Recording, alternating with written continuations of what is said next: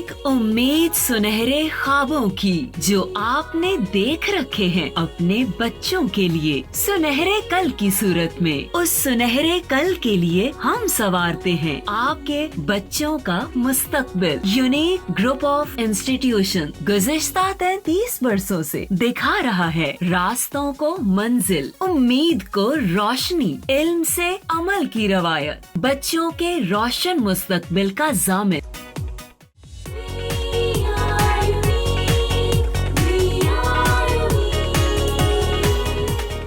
बिस्मिल्लाहिर्रहमानिर्रहीम। मैं सोबिया अमीन 9th class के ऑनलाइन लेक्चर सीरीज़ के नेक्स्ट लेक्चर के साथ। बेटा 50% सिलेबस कंप्लीट हो चुका है आप लोगों का 9th क्लास का, जिसमें chapter number 1, chapter number 2, chapter number 3 and chapter number 4 थे। अच्छा, अब नेक्स्ट जो है 50% वो इंशाल्लाह जो है आप लोगों के फर्स्ट टर्म के बाद स्टार्ट किया जाएगा। फर्स्ट टर्म में फर्स्ट 4 चैप्टर्स ही आने हैं और फर्स्ट 4 चैप्टर में ही आप लोगों का कंप्लीट जो है वो एक पेपर बनेगा।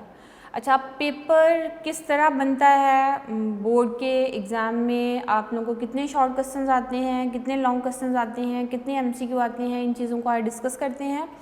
पेपर पैटर्न डिस्कशन करते हैं बेटा आज, और उसके बाद फिर हम 50% में आपने क्या क्या चीज़ें पढ़ी, इन चैप्टर्स को भी मैं साथ लिख देती हूँ कि फर्स्ट 50% में आप लोगों के कितने चैप्टर्स इंक्लूड हैं, उसको डिस्कस करेंगे। और पेपर अटैम्प्ट कैसे करना है उस चीज़ों को आज हम अपने इस लेक्चर में डिस्कस करेंगे।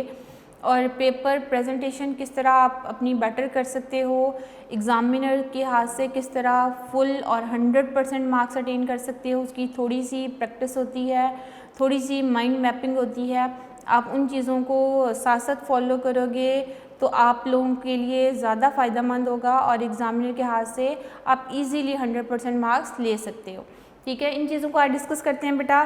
50% syllabus 9th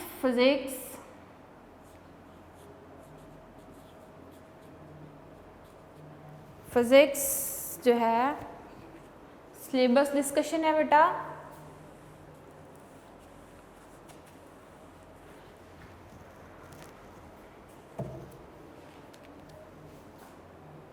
ninth class 50% syllabus,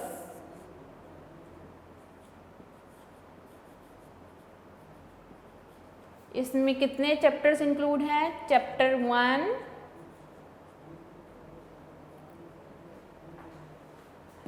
chapter number 2, chapter number 3 and chapter number 4, including exercises, including quizzes and including all inside informations related to these chapters will be included। ठीक है, यहाँ अक्सर बच्चे ये पूछते हैं कि एक्सरसाइज के एमसीक्यू करने हैं, एडिशनल एमसीक्यू नहीं करने, नहीं, ईच एंड एवरीथिंग करनी होती है बेटा। आपकी बुक, टेक्स्ट बुक की जिस साइड पे इंफॉर्मेशन है उसको भी रीड आउट किया करें, उसमें से कोई एमसीक्यू भी बन सकता है, उसमें कोई शॉर्ट क्वेश्चन बन सकता है। जब आप पढ़ने बैठते हो तो आपने पूरे पेज को थॉरली पढ़ना होता है और उसके साथ साथ जो साइड इंफॉर्मेशन होती हैं उसको भी पढ़ा करें। उसमें से कुछ एमसीक्यूज़ बनते हैं बोर्ड के एग्ज़ाम में, उसमें से कोई क्वेश्चन पूछा जा सकता है। तो इसलिए बोर्ड के पेपर में जिन बच्चों ने अपीयर होना है बेटा, उसको और तरह से स्टडी करना पड़ता है। उसके लिए थोड़ी सी जो है वो कॉमन सेंस समझ लीजिए उसकी ज़रूरत पड़ती है। हमारे पास 2 आवर्स का पेपर होता है, 2 आवर्स में आपने टाइम मैनेजमेंट किस तरह करनी है, इस चीज़ों को भी आज हम डिस्कस करेंगे। अच्छा बेटा, इन 4 चैप्टर में से आप लोगों का 50% पेपर बनेगा और 50% जो पेपर होगा ना, ये भी टोटल मार्क्स इसके होंगे बेटा 60 मार्क्स। बिल्कुल वैसे जैसे बोर्ड का पेपर बनता है ना, इसी तरह उतने ही मार्क्स का पेपर बनेगा, उतनी ही आपको चॉइस दी जाएगी, उतने ही लॉन्ग क्वेश्चन दिए जाएंगे जितने बोर्ड के एग्ज़ाम में आते हैं। बस फ़र्क ये होगा कि बोर्ड के एग्ज़ाम में आप लोगों को 100% सिलेबस आता है। इसके टोटल 9 चैप्टर्स हैं, 9 के 9 चैप्टर्स आते हैं, लेकिन 50% में 4 चैप्टर्स हैं। 4 चैप्टर जो है उसमें से बनना है आपका 60 मार्क्स का पेपर। तो इसलिए माइंड से ये बात क्लियर कर लीजिए कि इसकी कोई पेयरिंग होगी, पेयरिंग नहीं होगी। हर चैप्टर में से लॉन्ग क्वेश्चन बन सकता है। आपने अपने इन 4 चैप्टर्स को बहुत अच्छी तरह से लर्न करना है, ठीक है। तो इसमें आप लोग पेयरिंग के चक्करों में नहीं आना कि किस चैप्टर में से ए पार्ट आएगा, किस में से बी पार्ट आएगा। किसी भी चैप्टर में से हो सकता है। आपको 4 चैप्टर्स करवा दिए गए हैं। मैंने आप लोगों के साथ बेटा ईच एंड एवरीथिंग साथ साथ डिस्कस की है। एग्जाम्पल्स भी आप लोगों को साथ साथ सॉल्व कराई हैं। कोशिश की है कि उससे रिलेटेड क्विज़ेज़ जो हैं वो भी साथ साथ कर दिए जाएँ। इन्फॉर्मेशंस भी काफ़ी हद तक मैंने आप लोगों के जो है वो नॉलेज में ले आई थी। अब आप लोगों का काम ये है बेटा कि रिवीजन में जब आओ तो आपकी रिवीजन ज़्यादा स्ट्रॉन्ग होनी चाहिए, क्योंकि आप फर्स्ट टाइम रीड आउट करते हो, फर्स्ट टाइम पढ़ते हो तो आपके कॉन्सेप्ट जो है वो थोड़े वीक होते हैं, लेकिन जब आप रिवीजन में आते हो तो आपके कॉन्सेप्ट जो हैं वो स्ट्रॉन्ग होने शुरू हो जाते हैं, ठीक है। तो practice makes a man perfect. आप यूँ नहीं कह सकते हो जानने वाले और ना जानने वाले बराबर हो सकते हैं, कभी बराबर नहीं हो सकते। एक बच्चा जो है उसने पूरा साल अगर बुक को देखा ही नहीं है, नोट्स को देखा ही नहीं है, उसको पता ही नहीं है कि किस चैप्टर में क्या चीज़ है, और वो बच्चा जिसने एक एक चैप्टर की 5-5, 6-6 दफ़ा रिवीजन की हुई है, क्या वो दोनों बराबर हो सकते हैं? कभी बराबर नहीं हो सकते। फिर एग्ज़ाम के नज़दीक आप लोगों को टेंशन होती है। इस टेंशन से बचने के लिए आपको कुछ टिप्स जो है वो मैं बता रही हूँ। और वो टिप्स क्या हैं बेटा कि कभी भी अपना आज का काम कल पे मत डालो। अपनी ज़िंदगी की रूटीन बनाइए, और ज़िंदगी की रूटीन ये नहीं है कि आप 12 बजे तक सो के उठे और उसके बाद जो है नाश्ते के दौरान आप टेलीविज़न के पास बैठ जाएं और फिर आप लोगों की पूरे दिन की कोई एक्टिविटीज़ इतनी जो है फ्रूटफुल या पॉजिटिव एक्टिविटीज़ ना हों, तो उसमें आप अपनी ज़िंदगी को ज़ाया कर रहे हो। कभी रात को सोने से पहले, जिसको हम बोलते हैं ना सेल्फ़ असेसमेंट जिसको कहा जाएगा, या सेल्फ़ अकाउंटेबिलिटी जिसको कहा जाएगा, आप उसको थोड़ा सा करके देखें। रात को सोने से पहले आप जस्ट 5 मिनट के लिए या 5 सेकंड के लिए आप इतना रियलाइज़ कर लिया करें कि क्या पूरे दिन में मेरी कौन सी पॉजिटिव एक्टिविटीज़ थी, मैंने क्या सारा दिन काम किया है, क्या मुझे रब ताला ने इस काम के लिए पैदा किया है। तो आपने इसको बोला जाता है सेल्फ़ अकाउंटेबिलिटी। और फिर आपके अंदर से एक आवाज़ निकलती है, और वो अंदर से जो आवाज़ निकलती है ना, वो फिर आपको जगाती है इस चीज़ से कि अगर मैंने सारा दिन जो है अपनी कोई भी पॉजिटिव एक्टिविटीज़ में पार्टिसिपेट नहीं किया। और पॉजिटिव एक स्टूडेंट की एक्टिविटीज़ क्या होती हैं बेटा, आपको जो डेली का काम बताया गया है, डेली के टास्क बताए गए हैं, डेली के टारगेट्स आपके पेरेंट्स ने आपको बताए होते हैं, आपके टीचर्स ने ऑनलाइन लेक्चर्स में आप लोगों को बताए होते हैं। वो टारगेट्स आपने वो टारगेट्स अचीव करने होते हैं डेली बेसिस पे, ठीक है। This is your achievement, this is your purpose. और आपने नॉलेज गेन करना है, इल्म हासिल करना है और फिर आगे बढ़ना है। अभी तो आप लोग छोटे बच्चे हो, लेकिन वक्त के साथ साथ आपकी जो है आपने प्रैक्टिकल लाइफ में आना है। अगर आपको मेहनत करने की आदत नहीं पड़ेगी तो फिर आप अपनी लाइफ में एक सक्सेसफुल जो है वो इंसान नहीं बन सकोगे, ठीक है। तो मेहनत कीजिए, मेहनत का फल ज़रूर मिलता है। और कुछ बच्चे तो ये कह देते हैं ना कि हमारी तो दुआएं कबूल नहीं होती। दुआएं इंसानों की कबूल होती हैं। आप दिल से दुआ तो कीजिए, सिर्फ ज़ुबान से दुआ मत कीजिए। दिल से जो दुआ निकलती है वो कबूलियत का दर्जा रखती है। बस दुआओं की कबूलियत का टाइम होता है।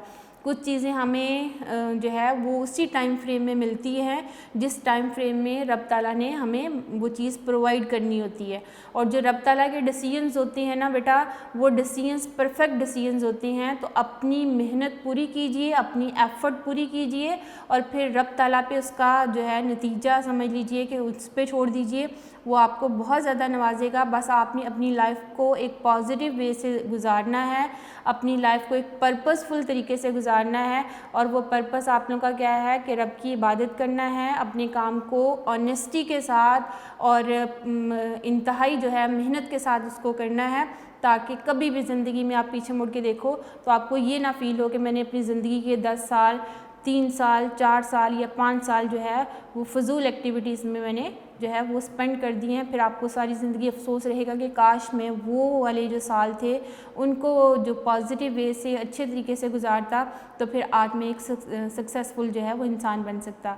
तो ये चीज़ें बेटा आप लोगों को समझाई तो जाती हैं, पता नहीं वो बातें असर करती हैं कि नहीं करती, लेकिन हमारा काम है आप लोगों को बताना और आपका काम है उस पर अमल करना। जो इंसान इन चीज़ों पर अमल नहीं करता फिर वो ज़िंदगी की दौड़ में बहुत पीछे रह जाता है। तो आप लोगों को आज मैं बता रही हूँ बेटा कि आपने बोर्ड के एग्ज़ाम में अपीयर होना है, और बोर्ड के एग्ज़ाम में अपीयर होना है तो उसमें ये नहीं होता कि हम 40% मार्क्स ले लें, 50% मार्क्स ले लें।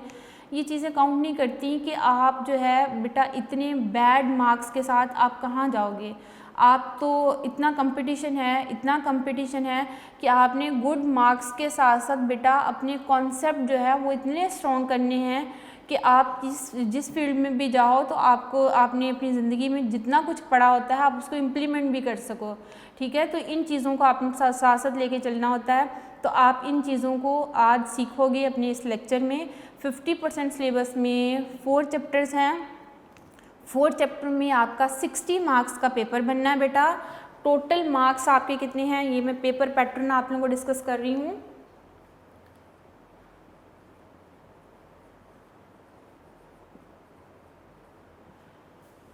पेपर पैटर्न में टोटल मार्क्स कितने हैं जी, दैट इज 60 मार्क्स। और 60 मार्क्स के लिए जो टाइम अलाउड होता है ना बेटा,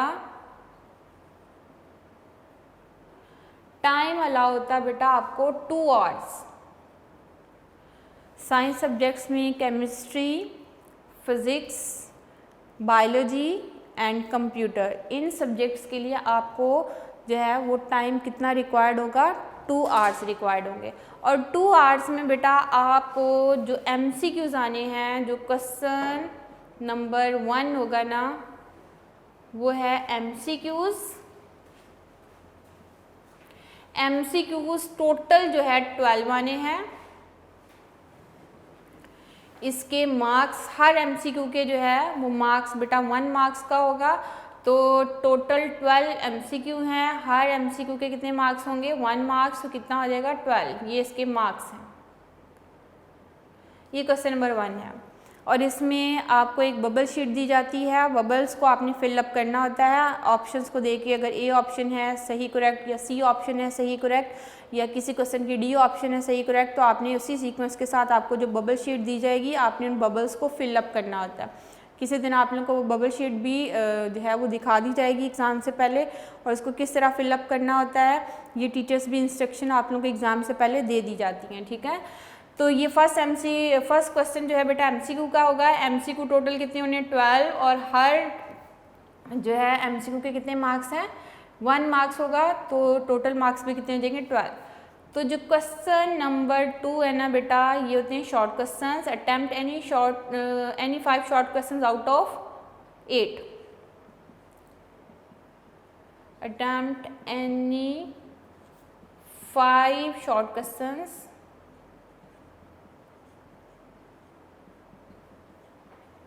आउट ऑफ 8, यानी 8 आपको आने हैं, जिसमें से आपने अटैम्प्ट कितने करने होते हैं, 5। यानी उसको अगर मैं लिखूं तो आपने 5/8, टोटल 8 हैं, उसमें से कितने अटैम्प्ट करने हैं, 5।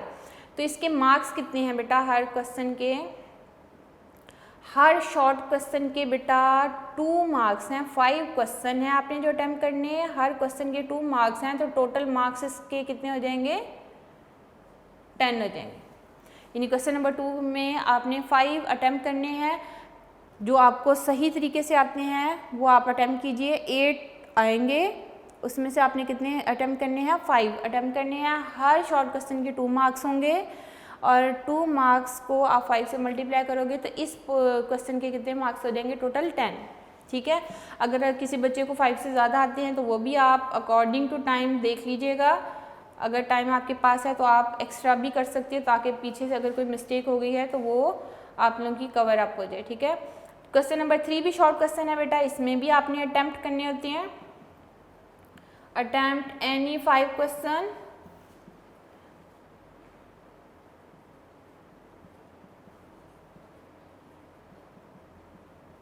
आउट ऑफ 8,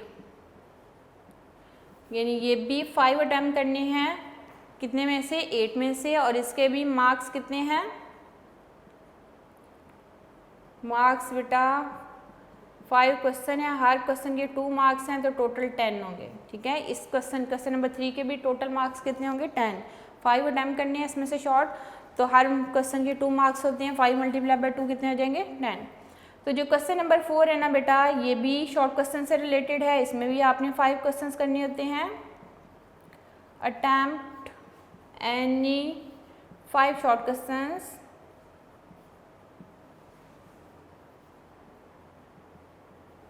आउट ऑफ 8, यानी 8 गिवन होंगे, उसमें से 5 अटेम्प्ट करने हैं जो आपको सही तरीके से आते हैं, और इसके मार्क्स भी 10 होंगे। मार्क्स हैं जी 5 multiply by 2 that is equal to 10। यानी question number 2, question number 3 and question number 4, these questions are related to short questions, यानी ये सारे क्या हैं, शॉर्ट क्वेश्चंस हैं। हर क्वेश्चन के टोटल 10 मार्क्स हैं, 5-5 आपने अटैम्प्ट करने होते हैं, इसके भी 10 है, इसके भी 10 है। यूँ समझ लीजिए कि 30 मार्क्स के आपको शॉर्ट क्वेश्चंस आने हैं, ठीक है। टोटल 15 आपने अटैम्प्ट करने हैं, जिसकी पार्टीशन कर दी गई है question number 2, question number 3 and question number 4, और इसके क्वेश्चन नंबर 2 के भी 8 पार्ट होंगे, क्वेश्चन नंबर 3 के भी 8 पार्ट होंगे, क्वेश्चन नंबर 4 के भी 8 पार्ट होंगे, लेकिन 8 में से आपने कितने अटैम्प्ट करने होंगे, 5 अटैम्प्ट करने हैं। तो ये 30 मार्क्स के शॉर्ट क्वेश्चन आ जाएंगे, 12 मार्क्स के MCQs हैं, तो समझ लीजिए कि ये 42 मार्क्स का पेपर, आप इतना पोर्शन भी कर लो तो तब भी अटैम्प्ट हो सकता है। यानी 60 में से 42 मार्क्स इजीली ऑब्टेन हो सकते हैं अगर आप simple short question and MCQ जो है वो लर्न करते हो, ठीक है। तो उसके बाद आ जाते हैं बेटा लॉन्ग क्वेश्चंस।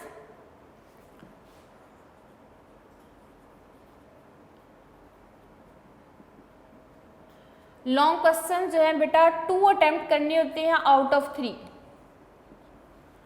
तो यहाँ अक्सर नोट लिखा होता है बेटा, और वो नोट क्या होता है, अटेम्प्ट एनी 2 क्वेश्चंस।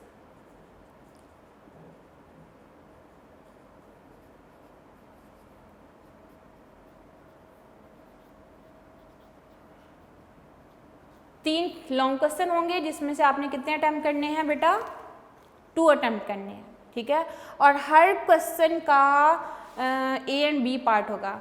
क्वेश्चन का A पार्ट थ्योरेटिकल होगा एंड B पार्ट न्यूमेरिकल होगा, यानी जो 2 क्वेश्चन है ना बेटा, उनके दो पार्ट होंगे और दोनों पार्ट ही आपने अटेम्प्ट करने होते हैं। ये नहीं होगा कि आपको थर्ड क्वेश्चन का B पार्ट आता है और फर्स्ट क्वेश्चन का जो आपको A पार्ट आता है तो आप उसको उससे मिला लोगे, ऐसा नहीं करना। जो आपको क्वेश्चन पेपर में गिवन दिया है उसके दोनों पार्ट ही आपने सॉल्व करने होते हैं, A part and B part दोनों। वो टोटल जो है बेटा आप लोगों के हर पार्ट के 9 मार्क्स होंगे, यानी यूँ समझ लीजिए कि ये 2 जो क्वेश्चन है ना, इनके 9 टोटल मार्क्स हैं, तो ये टोटल 18 मार्क्स जो हैं बेटा लॉन्ग क्वेश्चंस के होंगे, ठीक है। और इसमें यहाँ तक क्वेश्चन नंबर 4 आ गए। जो क्वेश्चन नंबर 5 होगा उसका A पार्ट थ्योरेटिकल होगा,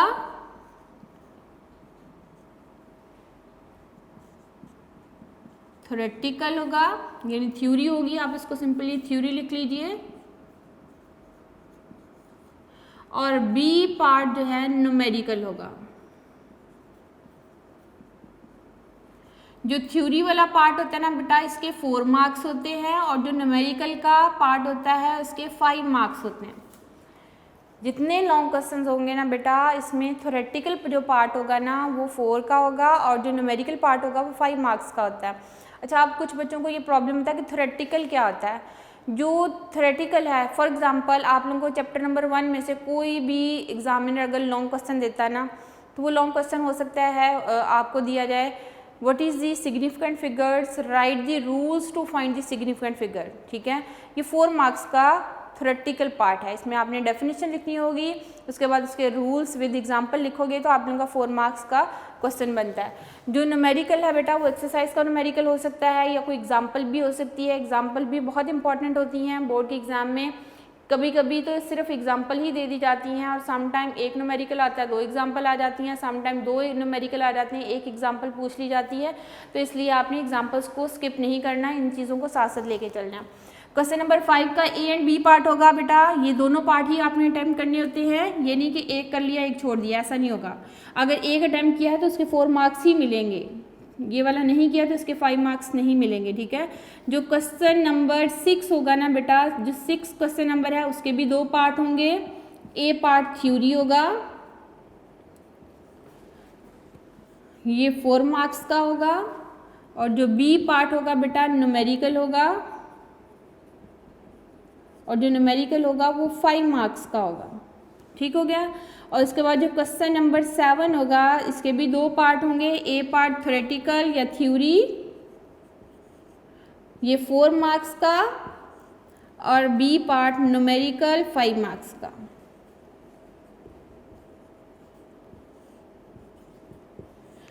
अब देखिए कितने लॉन्ग क्वेश्चन आए, 1, 2 एंड 3, यानी question number 5, question number 6 and question number 7 ये लॉन्ग क्वेश्चन है। और लॉन्ग क्वेश्चन 3 आपको दिए जाते हैं, उसमें से 2 अटैम्प्ट करने होते हैं। हर क्वेश्चन के 9 मार्क्स होंगे, 9 मल्टीप्लाई बाय 2 कितना हो गया 18, यानी 18 मार्क्स के लॉन्ग क्वेश्चन आएंगे आपको। 2 क्वेश्चन 9 मार्क्स के आपने अटैम्प्ट करने होंगे आउट ऑफ 3।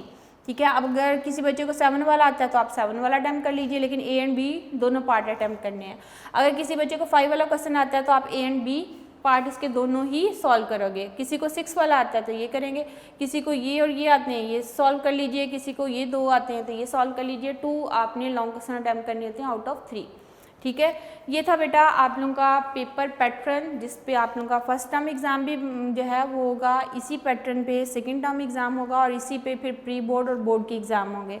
60 मार्क्स का पेपर बनेगा, 12 MCQ आएंगे, और जो है 30 मार्क्स के आपने शॉर्ट क्वेश्चन अटैम्प्ट करने होते हैं, जिसमें बेटा 15 शॉर्ट क्वेश्चन टोटल अटैम्प्ट करने होते हैं आपने हर पार्ट में से, यानी हर क्वेश्चन में से आपने 5 अटैम्प्ट करने हैं। Question number 2, question number 3 and question number 4 ये सारे शॉर्ट क्वेश्चन हैं, आपने 5 अटैम्प्ट करने हैं आउट ऑफ 8, इसमें भी 5 अटैम्प्ट करने हैं आउट ऑफ 8, इसमें भी 5 अटैम्प्ट करने होते हैं आउट ऑफ 8, यानी ये 30 मार्क्स के टोटल जो है वो शॉर्ट क्वेश्चंस के मार्क्स बनते हैं। फिर लॉन्ग क्वेश्चन 3 दिए जाते हैं, उसमें से 2 आपने अटैम्प्ट करने होते हैं, हर लॉन्ग क्वेश्चन के 9 मार्क्स होंगे, और टोटल 60 मार्क्स के लिए आपको टाइम अलाउड होगा टोटल 2 आवर्स, जिसमें बेटा MCQ के लिए जो टाइम होता है ना वो 15 मिनट, MCQs के लिए टाइम कितना होगा 15 मिनट। उसके बाद आपकी MCQ वाली question paper and answer sheet दोनों आपसे वापस रिटर्न ले ली जाती हैं, बोर्ड के एग्ज़ाम में भी और यहाँ भी आपसे वो वाली शीट जो है वापस ले ली जाती है। आपने पहले 15 मिनट में ही वो MCQs जो हैं वो सॉल्व करने होते हैं, बबल शीट को फिलअप करना होता है, यानी 12 MCQ के लिए आपको टाइम कितना मिलेगा 15 मिनट। तो अब टाइम मैनेजमेंट आपने कैसे सीखनी है, टाइम मैनेजमेंट कैसे सीखोगे बेटा, आपको पता है कि 12 MCQ हैं, 12 MCQ में आपको टाइम दिया जा रहा है 15 मिनट। अब 3 मिनट तो आप निकाल लीजिए कि इसमें 1 मिनट आपने देखना है कि कोई MCQ रह तो नहीं गया, मैंने बबल अनफिल तो नहीं छोड़ दिया, या मैंने टिक नहीं लगाया, तो उसको कर लीजिए।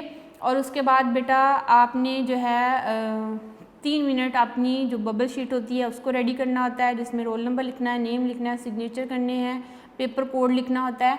ये चीज़ें आप उसमें जो है वो यूज़ कर सकते हैं। फिर हर एक MCQ को आपने टाइम लगाना है 1 मिनट, 1 मिनट से ज़्यादा नहीं आपको मिलेगा। अगर आप ज़्यादा टाइम लोगे तो फिर आपका पेपर रह जाएगा। ठीक है, तो इसलिए time management is very important in each question. 12 MCQ हैं, 12 MCQ के लिए 15 मिनट मिलने हैं, तो आप अपना टाइम रखिए कि मैंने एक MCQ 1 मिनट में जो है वो सॉल्व करना है, टिक लगाना है, बबल शीट को फिलअप करना है। ठीक हो गया।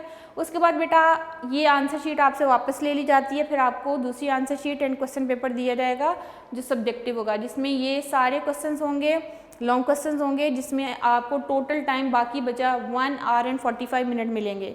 1 आवर एंड 45 मिनट में कोशिश कीजिए बेटा कि आपने 1 आवर में ये सारे शॉर्ट क्वेश्चन अटैम्प्ट कर लेने हैं, यानी 15 शॉर्ट क्वेश्चन आपको जो आते हैं ना, ये आपने 1 आवर में अटैम्प्ट करने हैं, नीट एंड क्लीन। ठीक है, हर क्वेश्चन को प्रॉपर्ली अटैम्प्ट करना है, हर क्वेश्चन में एंडिंग लाइन किस तरह ड्रॉ करनी है किसी और लेक्चर में मैं डिस्कस करूँगी। आज जो टाइम कम है ये पेपर पैटर्न ही डिस्कस हो चुका है, तो इसमें हम फिर पेपर प्रेजेंटेशन के बारे में बात करेंगे। बस आप यहाँ देखिए टाइम मैनेजमेंट क्या है कि आपने 1 घंटे में ये शॉर्ट क्वेश्चन अटैम्प्ट कर लेने, फिर बाकी बचे आपके पास 45 मिनट। 45 मिनट में आप बेटा कोशिश कीजिए कि 20 मिनट में आपने लॉन्ग क्वेश्चन का A and B both part आपने सॉल्व करने हैं, और आप 20 मिनट में कर लोगे तो 5 मिनट फिर आपके पास बच जाते हैं, जिसमें आपने अपने पेपर का मेकओवर देखना है दोबारा से। वो मेकओवर क्या है कि आप अपने पेपर को थॉरली रीड आउट कीजिए, आपने कोई मिस्टेक तो नहीं कर ली। और जो फिज़िक्स में छोटी छोटी मिस्टेक होती है ना बेटा, आपने कहीं यूनिट नहीं लिखा, मार्क्स कट जाएंगे। आपने गिवन डाटा में कन्वर्ट नहीं किया, ऐसा यूनिट में नंबर कट जाएंगे। आप मार्जिन लाइन ड्रॉ कीजिए, आपने शॉर्ट क्वेश्चन अटैम्प्ट कर लिया, आप एंडिंग लाइन ड्रॉ कीजिए, या आपने आखिर में 5 मिनट 7 मिनट जो है वो बचा के रखनी होती हैं ताकि आप अपने इस पेपर को फिर से देख सकें, ताकि आपकी कोई मिस्टेक जो है वो एग्जामिनर तक ना पहुंचे। लिखते हुए सम टाइम मिस्टेक हो जाती हैं, लेकिन आप उसको दोबारा से पढ़ोगे, वो मिस्टेक्स फ़िल्टर होती जाएंगी, ठीक है। वो मिस्टेक्स फ़िल्टर हो जाएंगी तो आप अपने इस सब्जेक्ट में 100% मार्क्स ले सकते हो। 60 में से 60 मार्क्स कैसे आएंगे? जब आप कोई मिस्टेक नहीं करोगे। और वो मिस्टेक आप लोगों की कैसे मिनिमाइज़ होती हैं बेटा? पेपर पूरा सॉल्व करने के बाद आपने 5 से 10 मिनट जो है वो बचा लीजिए, ताकि आप अपने पेपर को रीड आउट कर सकें, पेपर को थॉरली देख सकें, उसकी मार्जिन लाइन को ड्रॉ कर सकें, और कटिंग मत करो, रिमूवर बार बार मत यूज़ करो, एग्जामिनर को इतना तंग ना करो कि वो आपके मार्क्स जो है वो डिटेक्ट करना शुरू हो जाए। तो जहाँ पे एग्जामिनर को आपके लिखे हुए की समझ नहीं आती, आपने प्रॉपर जो है बार बार कटिंग करके चीज़ों को की हुई है, तो फिर वो इरिटेट होकर आपके मार्क्स जो है वो डिटेक्ट कर लेते हैं। इन चीज़ों से बचना है आपने। फिर किसी और लेक्चर में जो है आपसे पेपर प्रेजेंटेशन के बारे में बात करेंगे। आज मैंने आपको टाइम मैनेजमेंट के बारे में बात की है, पेपर पैटर्न के बारे में बात कर दी है बेटा, और सिलेबस 50% में कितने चैप्टर इंक्लूड हैं वो मैंने आप लोगों को ये चीज़ें बता दी हैं। उम्मीद है कि आज का ये लेक्चर जो है वो आप लोगों के लिए काफ़ी फ्रूटफुल रहा होगा। इंशाल्लाह नेक्स्ट लेक्चर में फिर हाज़िर होंगे, तब तक के लिए अल्लाह हाफ़िज़।